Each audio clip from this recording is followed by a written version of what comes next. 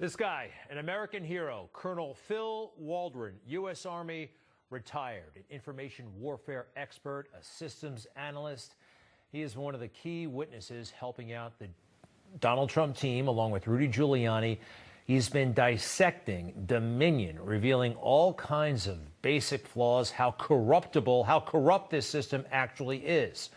Fil Waldron, unfortunately, you probably haven't heard much, if anything at all, about this guy because mainstream media are doing their best to ignore this story. But he's out there every day with Rudy and the team making the case before state lawmakers primarily, hoping that they'll do something before it's too late. All of those reporting, the fractional voting is there. It's not a whole number. Again, if there are 10 people, you cast 10 ballots. The sum of the whatever candidates are voted for should equal 10 and not, 2.87 for one, 3.13 for the other, and 4 for the third candidate. It should all, equal whole numbers. What does this genetically modified corn have to do with the vitamin C you're probably taking? A lot more than you'd like. Okay, let's be honest, this is not exactly CSI Miami, okay? He is very technical, and it's one of the many reasons why the mainstream media are not embracing him. Number one, this is a complex story. Number two, they have already made up their minds, and this guy is trying to help out a Republican. Compare this colonel with another colonel, a lieutenant colonel, Oliver North. Remember him? That was dramatic. The uniform and the theatrics. It was on Capitol Hill, of course, a hero of mine, by the way. And remember, he was going after, at least the media portrayed it that way. He wasn't personally going after it, but they thought it was all bad for Ronald Reagan. That was about. So he became household name famous. That's not happening right now for Colonel Waldron. Doesn't mean what he's talking about is any less important. In fact, on the merits, it's a lot more important than the Iran-Contra affair. We have the testimony, we have footage like this, the Dominion system, which is very, very complicated and expensive. There are a lot of reasons why places like Texas said, this is not for us. Good Republicans on Capitol Hill are taking notice, and they're calling for action. For about the last 4 years, we said, you said, this town said that the Russians helped Donald Trump win the election and they hacked it and so on and so forth, with no evidence whatsoever. Now, sitting under a mountain of evidence, no one wants to take a look. Nobody can be bothered. Ladies and gentlemen, this is urgent. We can't wait for a year for Durham or the Attorney General to get to the answer. The American people need to know right now. We have an election in Georgia next month.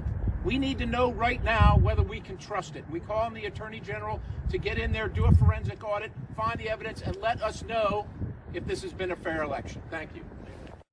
Congressman Scott Perry of Pennsylvania. And you can tell right there that there's not a lot of energy at these things because the media, they are staying clear. And they're trying to make anybody who's open-minded about this even seem like a nut job, like you're, way out there crazy. What they're saying and doing to Rudy Giuliani is unconscionable. This man is an American hero, one of the greatest prosecutors of the 20th century. And look at him. He is everywhere all at once. The travel, relentless. I did not think he was going to be in Atlanta today. And sure enough, he was there. Before that, Michigan, Phoenix. He is working about 1,000 times harder than Joe Biden ever worked in his life. And boy, looking at Joe, I don't think it's going to happen. If it were to happen, Joe would be the most bizarre, remote figurehead president this country has ever had. I don't believe it's going to happen. Now, in the meantime, big tech, media, they're really trying to keep this story off of Donald Trump and on the incoming Biden administration. The speech that the president made, he released on social media. Good luck finding it. Really not heavily promoted by social. They have ways of downplaying this stuff. And when it made the news, they didn't even give him a chance. It continues to lie about election fraud. Just today releasing a 46-minute video repeating fact-free conspiracy theories about the election being stolen. Just came right out and called it a lie. It's Jonathan Karl from ABC News, the head of the White House Correspondents Association for a while. Has he talked to everybody? Has he interviewed Colonel Waldron? How about all these folks? Mainstream media, they've been making fun of them because, oh, they're not the most polished people, some of them. Some of them are working class. Some of them maybe aren't accustomed to the limelight, so they get made fun of. They're already lining up certain cast members on SNL to depict some of these people because they're holding their noses up, laughing at them, and not even giving them a chance. That's awful. You know, there's another dynamic at work here. The mainstream media, they feel guilt because they paid so much attention to Donald Trump back in 2015 and 2016. They beat themselves up to this day. We shouldn't have carried this rally. We shouldn't have carried that rally. You know, we were only thinking about ratings. We should never have given him as much attention. So in 2019, 2020, really when the campaign started, you'll notice they didn't take those rallies in full. They stayed away from them to hurt him. So it was harder for him to get the message out. That's not fair. That's not right. I want to tell you this story. My wife tells me I tell it too much, but I've only been to one Donald Trump rally, and it was the very first on June 16, 2015. They didn't even call them rallies back then. It was just an event, and we didn't know exactly what would happen. But Donald Trump announced for the presidency. I was somewhat surprised. I thought it was going to be a new TV show. In the aftermath, everybody in the mainstream media said this was a total joke. This is not going to happen. They actually put Donald Trump in clown makeup and put it on the cover of the Daily News. But there was one person there who saw through all of that, who didn't pay attention to the mainstream and just listened to the speech like most Americans did. And I'm still proud of what I said that day. See that bright brain full of activity? That's a healthy 18-year-old brain. Mine is the other one. I think he might be a game changer in this race. Listen to that speech. It's going to go over well in certain precincts in Iowa, New Hampshire. This is a big deal. This is not a joke. Okay, I know it seems like I'm probably a big mouth on this show and on social media, but one thing I actually do pretty well is listen. And I am a fairly perceptive person, if I may say so.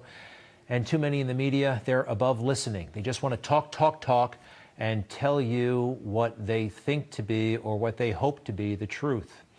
And I'm not like that, in part because I grew up outside of the media culture. I grew up in the military and didn't go into this stuff until I was in my 30s. Let's talk real quick about big tech and big media and bigger egos.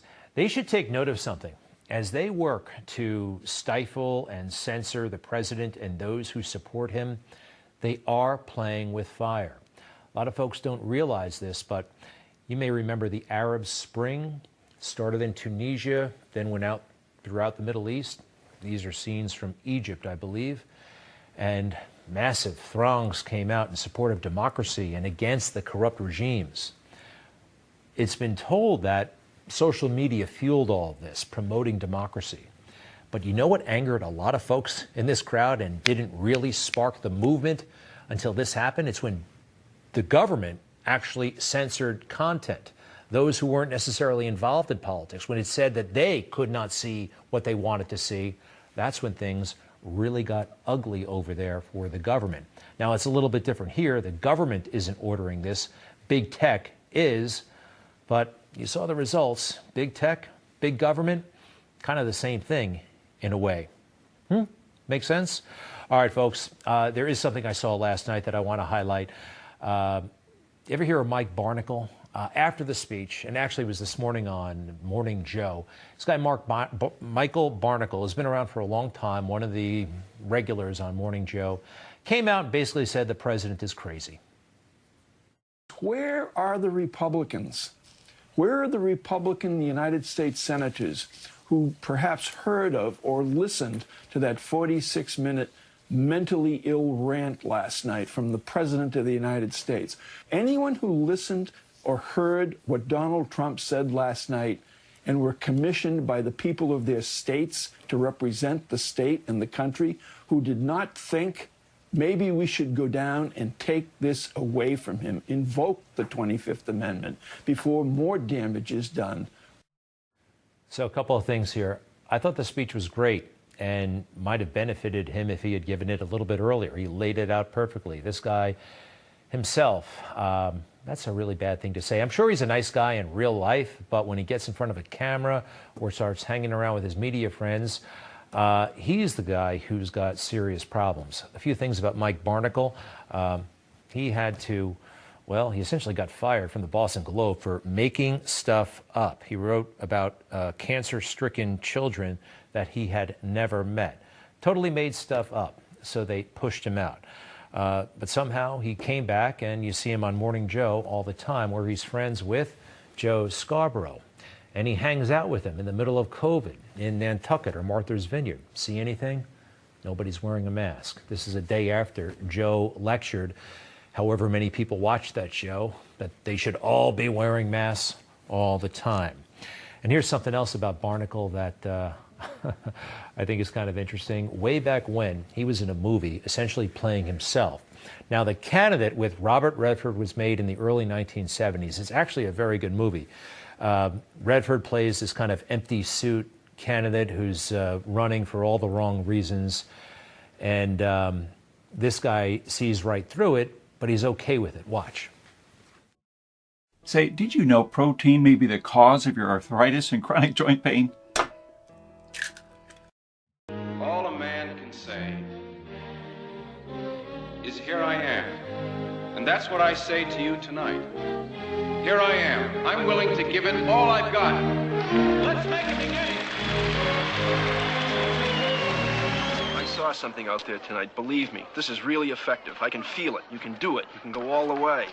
Look, Ed, you and I both know this is but the point is they're believing it. Bill, come on. The crowd's waiting. Come on. Right. Excuse me. It's good to see you, Pete. You and I both know that this is BS, but they're believing it. Basically playing himself way back in 1972 or whatever. That is Mike Barnicle. The guy you see, well, if you do watch Morning Joe, same guy. Look, this is not over. And the idea that it is over is an illusion. It is an artificial one, and it is a dishonest one. Remember, anything can happen. This is not in the hands of the media. This is in a much higher power's hands. You just watched Newsmax TV, America's